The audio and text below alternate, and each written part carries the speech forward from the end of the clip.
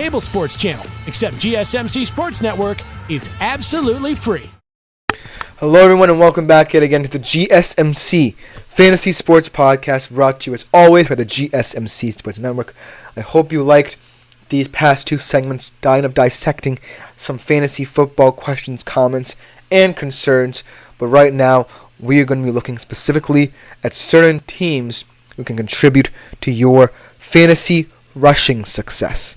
Now, like I said, and we'll continue to pound into your brains, running backs right now are a very interesting market because we've seen the QB and tight end markets surge ahead of them in terms of the value and depth that they have. But running backs are still a very deep position. You just have to be willing to look further into some certain teams who add that value for you.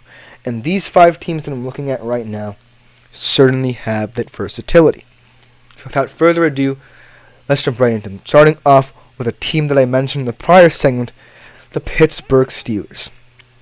Now you're thinking, Chris, why are the Pittsburgh Steelers a team who hasn't had offensive success, especially at the running back position as they try to figure out who to utilize more, seen as a team that can contribute to my fantasy success? Well, here's why. And this is a common thread of all of these teams. They have an outstanding O-line. 71.3% run block win rate. That's very important in terms of deciding which team to focus on in terms of running backs, because you want a team that has a solid O-line that can run block very well. And the Steelers are no different. And then when we look at the two running backs, Najee Harris and Jalen Warren, you might say, well, it's very imbalanced, but I'm here to tell you that maybe not as imbalanced as you think. Najee Harris, he had at least one rushing score in each of his final three games. Yes, it's a small sample, but it could show that for next season he's going to come running out the gate. And he had 2 with 24 or more fantasy points. And then Jalen Warren, I really like as a receiver, especially if you're a PPR player. He caught at least 61 passes last year. And behind this O-line that's really deep and perhaps the best part of this Pittsburgh Steelers offense, that's really very helpful. Now, you can say that Arthur Smith coming in as the new OC might be a little bit sketchy because he did not utilize Bijan Robinson to the best of their abilities, but he has room to learn from his mistakes. And furthermore, they added O-line depth with Zach Frazier and Troy Fautanu. And so, I'm looking at the Pittsburgh Steelers as a team that has the opportunity to really build on their running game. They have uncertainty at the QB position. I think that Russell Wilson will be the starter come week 1, but there's still a lot of question marks about how he'll continue to play. And I'm really looking at, this team as a team that's really underperformed. I'm really looking to see them exceed expectations a little bit. I'm not as high on the Steelers as I would like to be, but that could change because of these two running backs and because of their O-line. If they lean into those two strengths, they might be golden, and you might be looking at a fantasy football season where by drafting either Jalen Warren or Najee Harris, you could have a lot of success there.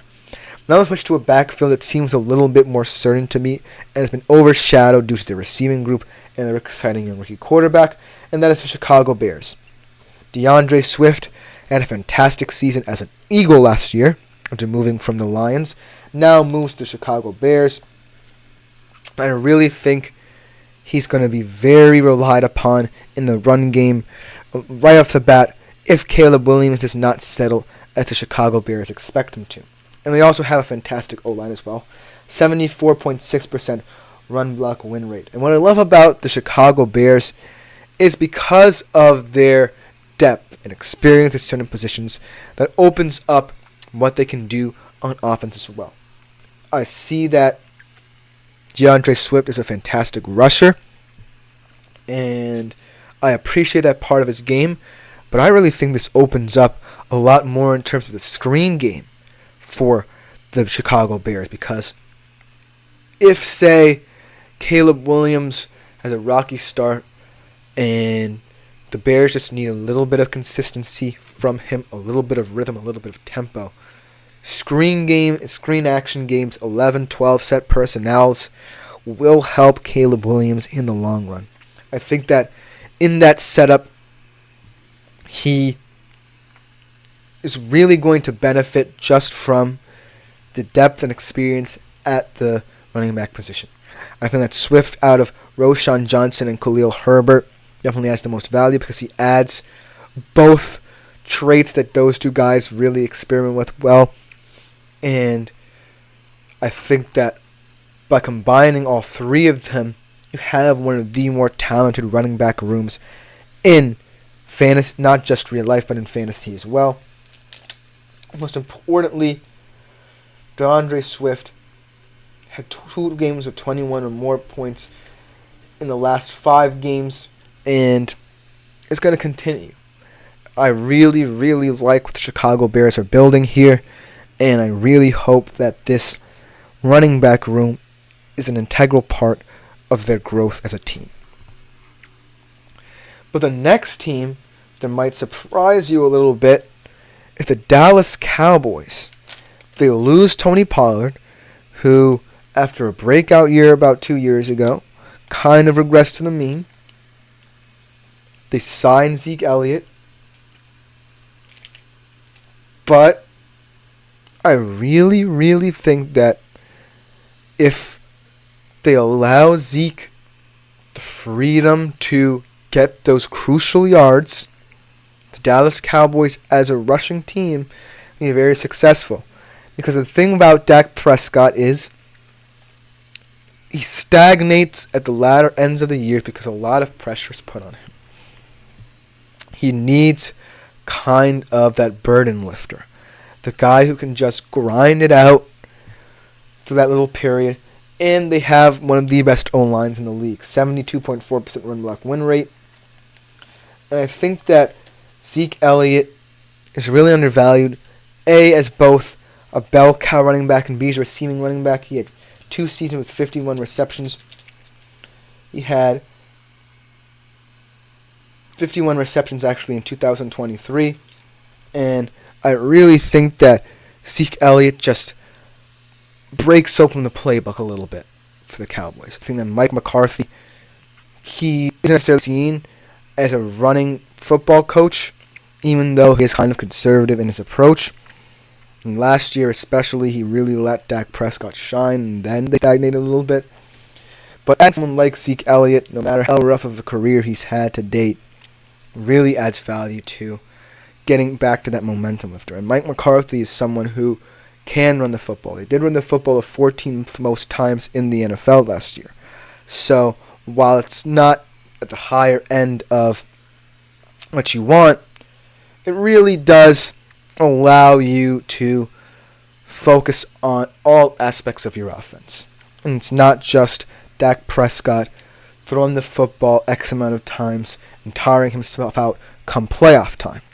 And so that value really is beneficial to what the Cowboys might want to build.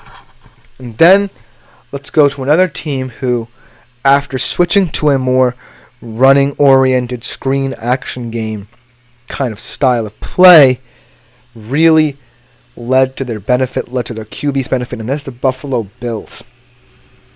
James Cook really is someone who came on at the end of the year and is going to be a very appealing fantasy option in later rounds should he still remain on draft boards.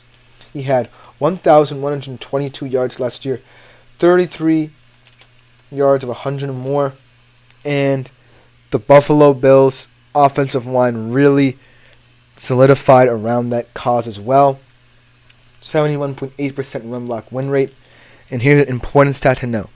After they fired Ken Dorsey and brought in Joe Brady as their new offensive coordinator, his average carries skyrocketed. 16.7 carries after Joe Brady became their offensive coordinator.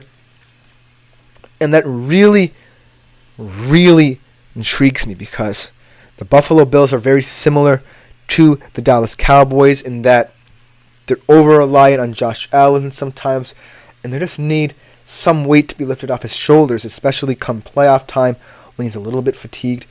So opening up the playbook to incorporate more passes, to get James Cook more involved, to really grind down opposing defenses will open up the playbook a lot more. And Joe Brady especially is a very, very important part of this offense because he's a passing game coordinator before and someone who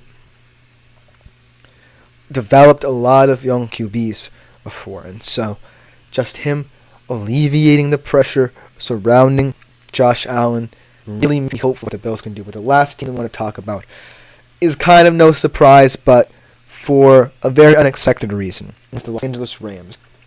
I really believe that Kyren Williams going forward is the running back that will strike fear into opposing players' hearts for the Los Angeles Rams. He averaged 21.3 points per game in 12 games he played, 20 or more points 7 times. He averaged 19 carries per game. So Kyren Williams is a bell cow, especially in that Rams system that always generates motion and jet sweeps and tries to vary where certain players go in the system. So I'm really looking forward to Kyren Williams in his second year, fully getting integrated into that Los Angeles system, truly making it spark. And what I really like about the Los Angeles Rams is that they're taking into consideration who could be the future QB of this team, because Matthew Stafford is not going to be there forever. And I feel like should they just transition to a guy who's more timing based, Kyren Williams is going to get a lot more touches. And so Los Angeles Rams are definitely a team who you might consider in terms of not just fantasy rushing success, but success all around. That will just about do it for this segment. I really liked it dissecting these teams in a market that's going to be very pivotal in years to come. But coming next, we have our own player profile of the day on the defensive side of the ball for all IDP League players. In terms of Joey Bosa, will he even more establish himself as the dominant player in football? We'll have to see. Coming up on the GSMC Fantasy Sports Podcast.